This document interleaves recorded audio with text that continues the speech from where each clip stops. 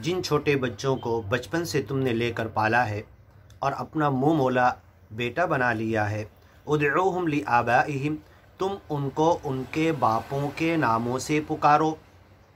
इब्न लगाओ आगे, बेटा अगर लगाओ तो उनके जो हकीकी बाप हैं जिनसे वो पैदा हुए हैं उनके नाम लगाओ। हुवा अक़सतु इंदल्लाह, ये अल्लाह के पास ज़्यादा सच्ची और इंसाफ की बात है। फ़इल्लम तालमू, ये कंटेक्स्ट क्या चल रहा है कि ज़िहार का जो तलाक दिया जाता था और मर्द ये कहता था अंति अलैया कदहरी उम्मी, तू मेरे लिए ऐ मेरी बीवी मेरे माँ के पीठ की तरह है, तो तुम्हारे कहने से वो तुम्हारी माएँ नहीं हो जाती। इन उम्महातुहुम इल्लल्लाहि वलदनहुम, उनकी माएँ तो वही हैं जिससे उन्होंने जन्म लिया है। और इसी तरीके से मुँह बोले बेटे के ताल्लुक़ से तुम उनके बापों के नामों से पुकारो, ये तुम्हारे रब के पास ज़्यादा इंसाफ वाला है। फ़इल्लम तअलमू आबाअहुम, अगर उनके बाप तुम्हें नहीं मालूम, फ़इख्वानुकुम फ़िद्दीन, तो दीन में तुम्हारे भाई हो गए, व मवालीकुम, और तुम्हारे ईमानी भाई वो हो गए, वलैसा अलैकुम जुनाहुन, और तुम्हारे ग़ुलाम और नौकर की तरह वो हैं, तुम उन्हें रखे हो, मौला जिसे अरबी में कहा जाता है, तो तुम्हारे दीन भाई और तुम्हारे मौला की तरह हैं। वलैसा अलैकुम जुनाहुन, तुम पर कोई गुनाह नहीं।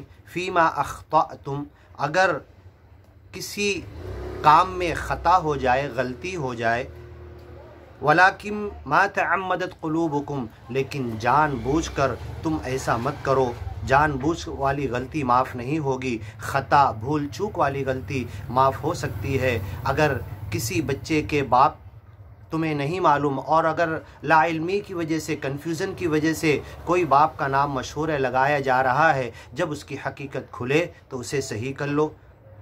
वकान अल्लाहु गफ़ूर रहीमा, तेरा रब तो ऐसा है जो माफ़ करने वाला और रहम करने वाला है।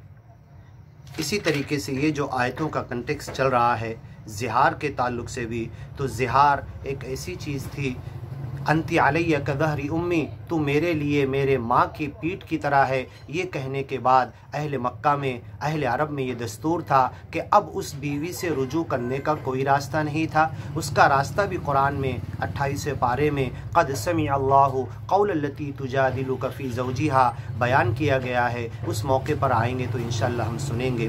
वकान अल्लाहु गफ़ूर रहीमा, और 3 रास्ते बयान किए गए अपनी रहमत, अपनी मग़फ़िरत से उस इंतहाई सख्त अंदाज में तलाक देने वाले के लिए। वो 3 रास्ता सूरह मुजादला में बयान किया गया, उस मौके पर हम सुनेंगे। तेरा रब तो माफ़ करने वाला और रहम करने वाला है।